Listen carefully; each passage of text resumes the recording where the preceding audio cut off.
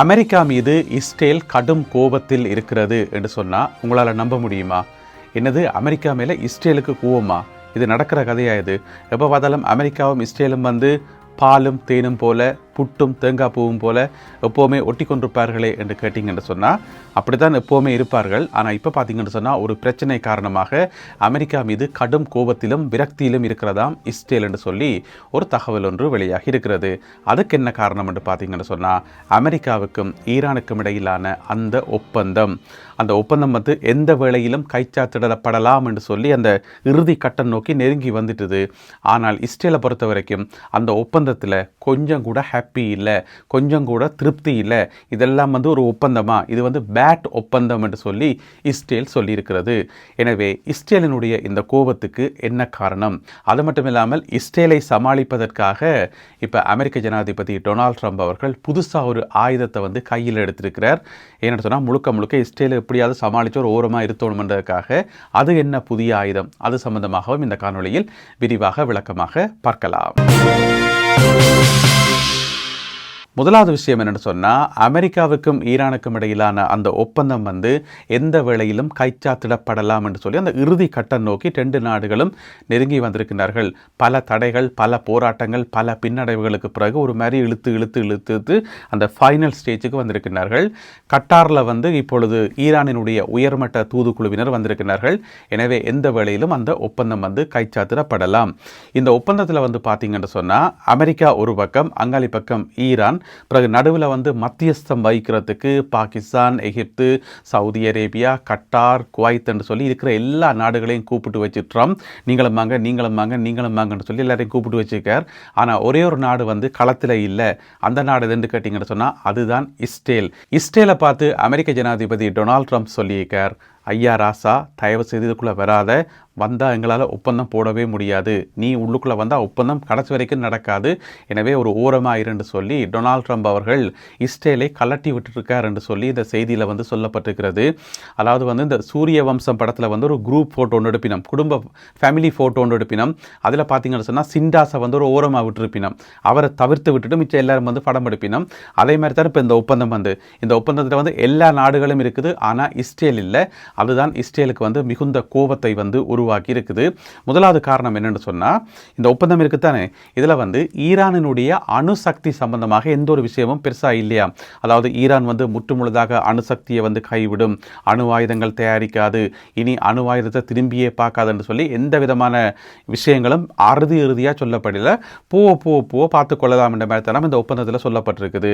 அது இஸ்ரேலுக்கு திருப்தி இல்லை. ஏன்னு சொன்னால் ஈரானினுடைய கையில் அணுசக்தி இருக்கும் வரைக்கும், யுரேனியம் இருக்கும் வரைக்கும், அது இன்றைக்கில்லாட்டியும் என்றைக்காவது ஒரு நாளைக்கு இஸ்ரேலுக்கு ஆபத்து. எனவே ஈரானினுடைய கையில் அணு என்ற ஒரு விஷயமே இருக்கக்கூடாதுன்னு சொல்லி இஸ்ரேல் ஆரம்பத்திலேயே எதிர்பார்க்குது. அதை இந்த ஒப்பந்தத்தில் ஆரம்பத்திலேயே செய்து முடிக்கணும்னு சொல்லி அது அவர்களுடைய கோரிக்கையாக இருக்குது. ஆனால் டொனால்ட் ட்ரம்ப் அதையெல்லாம் கேட்காமல், எங்களை விட்டுருங்க ராசா, எப்படியாவது ஒப்பந்தம் போட்டே ஆகணும், இப்படியே தொடர்ந்து என்னால் இழுபடவே முடியாது, ஈரான் ஒப்புக்கொண்டாலும் சரிதான், ஒப்புக்கொள்ளாட்டியும் சரிதான், ஒப்பந்தத்தை போட்டு முடிக்கணும்னு சொல்லி அமெரிக்க ஜனாதிபதி அடம் பிடிச்சி தான் இந்த ஒப்பந்தத்தில் கையெழுத்து போட போறார். அதனால இந்த அணுசக்தி சம்பந்தமாக ஒரு தெளிவான முடிவு இதில் இல்லை என்று சொல்லி இஸ்ரேல் சொல்கின்ற முதலாவது குற்றச்சாட்டாக இருக்குது. ரெண்டாவது பாலிஸ்டிக் ஏவுகணைகள். இப்போ ஈரானில் இருக்கிற இந்த பாலிஸ்டிக் ஏவுகணைகள் தான் இஸ்ரேலுக்கான பிரதானமான அச்சுறுத்தல். ஏன்னு சொன்னால் எந்த நேரமும் இஸ்ரேலை நோக்கி இந்த பாலிஸ்டிக் ஏவுகணைகளை ஈரானால் ஏவ முடியும். எனவே பாலிஸ்டிக் ஏவுகணைகளுக்கு ஒரு முடிவெடுக்கணும் என்று சொல்லி இஸ்ரேல் விரும்புது. அதுக்கு ஈரான் ஒப்புக்கொள்ளுமா? கட்டசு வரைக்கும் இல்லை. பாலிஸ்டிக் என்ற சொல்ல கேட்டாலே ஈரான் சொல்லி போடும், இல்லை இது சரிப்பட்டு வராது, நாங்கள் பேச்சுவார்த்தைக்கு வேற எங்களை விட்டுருங்க என்று சொல்லி திருப்பி டொனால்ட் ட்ரம்ப் என்ன செய்வார்? திருப்பி எல்லாத்தையும் அழிச்சு போட்டு ஆனாலிருந்து ஆரம்பிக்கணும், திருப்பி முதலே இருந்து. எனவே டொனால்ட் ட்ரம்ப் பார்த்தார், அவங்க பாலிஸ்டிக் வச்சிருந்தாலும் பரவாயில்லை, ஏவுகணை வச்சிருந்தாலும் பரவாயில்லை, ஒப்பந்தத்தை போட்டு முடிப்போம் என்று சொல்லி அது இஸ்ரேலுக்கு விருப்பம் இல்லை என்று சொல்லி சொல்லப்படுது. இது ரெண்டாவது முக்கியமான காரணம். மூன்றாவது, இதை விட பெரிய பிரச்சனை, முக்கியமான பிரச்சனை என்னென்னு சொன்னால், ஈரானுக்கு சொந்தமாக அல்லது ஈரானுடைய வழிநடத்தலில் இயங்கக்கூடிய இந்த ப்ராக்ஸி அமைப்புகள், நிறைய ப்ராக்ஸி அமைப்புகள் இருக்குது தானே. அதில் மிக முக்கியமான ப்ராக்ஸி அமைப்பு ஹெஸ்புல்லா அமைப்பு, அதோடு தான் இப்போ இஸ்ரேல் வந்து சண்டை பிடிச்சு கொண்டிருக்குது. ஏற்கனவே அங்கே காசாவில் வந்து ஹமாஸ் என்று சொல்லப்படுற ஒரு ப்ராக்சி அமைப்பு, எல்லாமே வந்து ஈரானுடைய ப்ராக்சி அமைப்புகள். எனவே அதுக்கு சம்பந்தமாக இந்த ஒப்பந்தத்தில் ஒரு விஷயமும் சொல்லப்படலை. அந்த ப்ராக்சி அமைப்புகளை வந்து டிஸ்மேண்டில் பண்ணுறது, அதாவது ஆயுதங்களை வந்து இல்லாமல் செய்கிறது, அவர்களை வந்து கட்டுப்படுத்துறது சம்பந்தமாகவோ அல்லது அவர்கள் வந்து குறிப்பிட்ட இடங்களிலிருந்து வித்ரோ பண்ணுறது சம்பந்தமாகவோ எந்த ஒரு விஷயம் வந்து இதில் சொல்லப்படலை. அப்போ ஏன் ஒப்பந்தத்தை போடுறீங்க, இதில் ஒரு பிரயோசனம் இல்லை என்று சொல்லி இஸ்ரேல் தரப்பில் குற்றச்சாட்டு முன்வைக்கப்படுது. எனவே ப்ராக்சி அமைப்புகள் அப்படியே இருக்கும்போது இந்த ஒப்பந்தம் போடப்பட்டால் ஒரு பிரயோசனமும் இல்லை, அது வந்து தங்களுக்கு ஆபத்தை கொண்டு வரும் என்று சொல்லி இஸ்ரேல் பயப்படுகிறது. அதனால் அமெரிக்காவுக்கு இப்பொழுது கடுமையான அழுத்தம் கொடுக்கின்றார்கள். இந்த ஒப்பந்தத்தில் போய் கையெழுத்து போட வேண்டாம், இந்த பிரச்சனை எல்லாத்தையும் வந்து தீர்க்கணும் என்று சொல்லி இஸ்ரேல் வந்து கடுமையான அழுத்தம் கொடுக்குது. நாலாவது மிக முக்கியமான பிரச்சனை என்னென்று சொன்னால், இப்போ இந்த ஒப்பந்தம் போடப்பட்டால் லெபனான் மேலே இஸ்ரேலால் தாக்குதல் நடத்த முடியாது. லெபனானில் மட்டுமல்லாமல் வேறு எங்குமே மத்திய கிழக்கில் எங்குமே வந்து இஸ்ரேலால் வந்து தாக்குதல் நடத்த முடியாது. அதை வந்து இந்த ஒப்பந்தம் வந்து கட்டுப்படுத்துது. ஏன்னு சொன்னால் மத்திய கிழக்கில் நீங்கள் பார்த்தீங்கன்னு சொன்னால் இப்போ ஈரான் சொல்லி ஒரு நாடு தான் இருக்குது, அது ஈரான் மட்டும்தான். ஆனால் ஈரானினுடைய செல்வாக்கு வந்து எல்லா நாடுகளிலையும் இருக்குது. எனவே ஈரானினுடைய செல்வாக்கு இருக்கக்கூடிய ஏதாவது ஒரு நாட்டில் வந்து இஸ்ரேல் தாக்குதல் நடத்துமாக இருந்தால் உடனடியாக ஈரான் பதிலடி கொடுக்கும். அதுக்கு நல்ல உதாரணம் லெபனான். இப்போ லெபனானில் வந்து குறிப்பாக தெற்கு லெபனானில் வந்து தெற்கு லெபனானுக்கும் ஈரானுக்கும் ஏதாவது சம்பந்தம் இருக்கா? இல்லை. ஆனால் ஒரு இன்ஃப்ளூயன்ஸ் இருக்குது. அங்கே இருக்கக்கூடிய ஹெஸ்புல்லா அமைப்புக்கும் ஈரானுக்கும் வந்து தொடர்பு இருக்குது. அப்போ லெபனான் மேலே இஸ்ரேல் தாக்குதல் நடத்தும் போது இஸ்ரேல் சொல்ல முடியாது, நான் ஒன்றும் ஈரானுக்கு அடிக்கலையே, நான் லெபனானுக்கு தானே அடித்தனான் அப்படின்லாம் சொல்ல முடியாது. லெபனானுக்கு அடித்தாலும் ஈரான் கோபப்படும், ஈரான் பதிலடி கொடுக்கும் என்றதான் இஸ்ரேலுக்கு இருக்கக்கூடிய நெருக்கடி. எனவே இந்த ஒப்பந்தம் போடப்பட்டால் இஸ்ரேலினுடைய கைகள் வந்து கட்டப்படும். இஸ்ரேல் வந்து தான் நிச்சபடி தன்னுடைய இஷ்டப்படி படை நடவடிக்கைகளை மேற்கொள்ள முடியும். அந்த இராணுவ நடவடிக்கையை மேற்கொள்கின்ற சுதந்திரம் வந்து இஸ்ரேலிடம் இருந்து பறிக்கப்படும் என்று சொல்லி இஸ்ரேலிய அதிகாரிகள் கருதுகின்றார்கள். மிக முக்கியமாக இஸ்ரேலினுடைய எதிர்க்கட்சி தலைவர் எல்லாம் இதை சுட்டிக்காட்டியிருப்பதாக சொல்லப்படுகிறது. எனவே இந்த காரணங்களை முன்வைத்து தயவு செய்து ஒப்பந்தம் போடாதீங்க, கையெழுத்து போடாதீங்க என்று சொல்லி இஸ்ரேல் தற்பொழுது அமெரிக்காவுக்கு கடும் அழுத்தம் கொடுப்பதாக தகவல்கள் வெளியாகி இருக்கின்றன. அதனால தான் இந்த ஒப்பந்தம் வந்து ஒருக்கா தகவல் வரும், இந்த கையெழுத்து போட போறோம் என்று சொல்லி அதுக்கு பிறகு டொனால்ட் ட்ரம்ப் அறிவிப்பார், இல்லை நாங்களோடும் அவசரப்பட்டு பிழையான ஒப்பந்தத்தில் வந்து கையெழுத்து போட மாட்டோம், இது வந்து பேட் டீல் கிடையாது, இது வந்து நல்ல டீல் தான் என்று சொல்லி டொனால்ட் ட்ரம்ப் அவர்கள் மாற்றி கதைக்கிறதுக்கு பின்னால இஸ்ரேலினுடைய அழுத்தம் இருப்பதாக சொல்லப்படுகிறது. இது எல்லாத்துக்குமே காரணம் இந்த ஒப்பந்தத்தின் மூலம் இஸ்ரேலுக்கு பாதுகாப்பு இல்லை என்று சொல்லி இஸ்ரேல் தரப்பில் கருதப்படுது. ஆனால் அமெரிக்க ஜனாதிபதி டொனால்ட் ட்ரம்ப் அவர்களை பொறுத்த வரைக்கும் அவருடைய இப்போதைய சிச்சுவேஷன் என்னென்னு சொன்னால், இந்த ஒப்பந்தத்தால் இஸ்ரேலுக்கு நன்மை விளையுது தீமை விளையுது, எனக்கு அதை பற்றி அக்கறையே கிடையாது, நான் இந்த ஒப்பந்தத்தை போட்டு தான் ஆகணும், போட்டு இதுக்கு ஒரு முடிவெடுக்கணும், முடிவெடுத்து அங்கே இருக்கிற படைகளை வந்து பின்வாங்கி கொண்டு வந்துடணும், இல்லாட்டி இங்கே அமெரிக்காவில் என்னால் ஜனாதிபதியாகவே இருக்க முடியாது, இன்னும் 2 மாதத்தில் தேர்தல் வரப்போது, பொதுமக்கள் எல்லாம் வீதிக்கு இறங்க போகிறார்கள், எவ்வளவோ பிரச்சனைகள் இஞ்சால இருக்குது, சும்மா நடுவில் உணர்ந்து சொல்லுவி நம்ம இந்த தேரை எழுது தெருவில் விடுறேன்னு சொல்லி அதே மாதிரி தேரை எழுது தெருவில் விட்டு நிற்கிறேன், எனவே இதுக்கு ஒரு முடிவெடுத்தே ஆகணும் என்றதான் ட்ரம்பினுடைய சிச்சுவேஷனாக இருக்குது.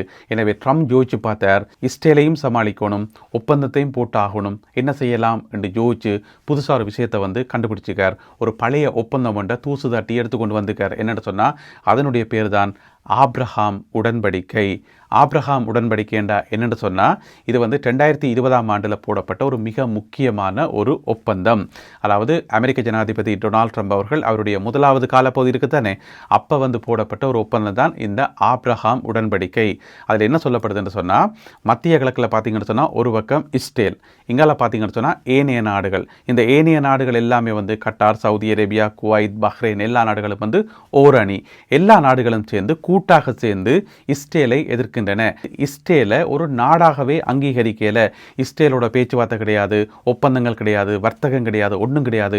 தொடர்ந்து பகைமை தான் நீடிக்குது. அதாவது ஒரு பக்கம் இஸ்ரேல், மற்ற பக்கம் ஏனைய நாடுகள். இப்படி இருக்கும்போது இஸ்ரேலுக்கு வந்து பாதுகாப்பே இல்லை, தாக்குதல்கள் நடக்கிறது, முரண்பாடுகள் என்று சொல்லி அப்போ இருந்த டொனால்ட் ட்ரம்ப் அவர்கள் யோசிச்சு பார்த்தார், இந்த பிரச்சனைக்கு ஒரு தீர்வு காணுவோம் என்று சொல்லி போட்டு இந்த ஆப்ரஹாம் உடன்படிக்கையை கொண்டு வந்து அதில் இஸ்ரேலையும் யுனைடெட் அரபு எமிரேட்ஸையும் பஹ்ரைனையும் கொண்டு வந்து கையெழுத்து போட வச்சு அமெரிக்க அமெரிக்காவினுடைய வெள்ளை மாளிகையில் வச்சு அந்த ஒப்பந்தம் போடப்பட்டது 2020ஆம் ஆண்டு செப்டம்பர் மாதம் 15ஆம் தேதி.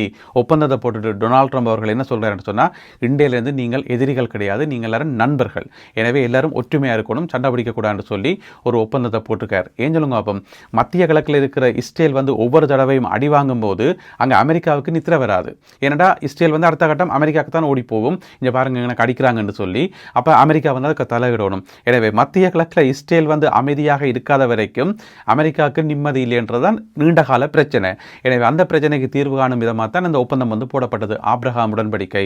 இப்போ ட்ரம்ப் என்ன சொல்லிக்காருன்னு சொன்னால், அந்த ஆப்ரஹாம் உடன்படிக்கையில் வந்து மத்திய கிழக்கில் இருக்கக்கூடிய ஏனைய எல்லா நாடுகளும் வந்து ஒப்பந்தம் போடணும். இப்போ வந்து யுனைடெட் அரபு எமிரேட்ஸும் பஹ்ரைனும் மட்டும்தானே போட்டிருக்குது. இனி வந்து Saudi Arabia, Qatar, Kuwait, Oman எல்லா நாடுகளும் வந்து ஒப்பந்தம் போடுங்க. பாகிஸ்தானும் வாங்க, எல்லாரும் சேர்ந்து ஒப்பந்தம் போட்டு எல்லாரும் கூடி ஒண்டா சேர்ந்து எல்லாரும் இஸ்ரேலோட வந்து ஒற்றுமையாக இருங்க. அப்போ ஒரு பிரச்சனையுமே இல்லை. நான் அங்கே வெள்ளை மாளிகையில் வந்து நிம்மதியான திற கொள்ளாமப்பா, நீங்கள் சண்டை பிடிக்கிற வழியால் எனக்கு நிம்மதியும் இல்லை ஒன்றும் இல்லைன்னு சொல்லி ட்ரம்ப் வந்து தலையில் அடிக்காத குறை. எனவே நேற்று திங்கட்கிழமை அழைப்பு விடுத்திருக்கிறார். இந்த ஆப்ரஹாம் உடன்படிக்கையில் வந்து எல்லா நாடுகளும் வந்து சைன் வச்சு எல்லாரும் வந்து எங்கள் வீட்டில் எல்லா நாளும் கார்த்திகை என்று சொல்லி எல்லாரும் சந்தோஷமாக இருப்போம் என்று சொல்லி அழைப்பு விடுத்திருக்கார். அது நடக்கிற கதையா? எனவே இந்த காணொலியை பார்த்து கொண்டிருக்கக்கூடிய நீங்கள் சொல்லுங்க, இது வந்து சாத்தியமா? இந்த ஆப்ரஹாம் உடன்படிக்கை வந்து இந்த அளவுக்கு எக்ஸ்டெண்ட் ஆகிறதுக்கு வாய்ப்பு இருக்கா? இதில் எல்லா நாடுகளும் கையெழுத்து போடுவார்களா?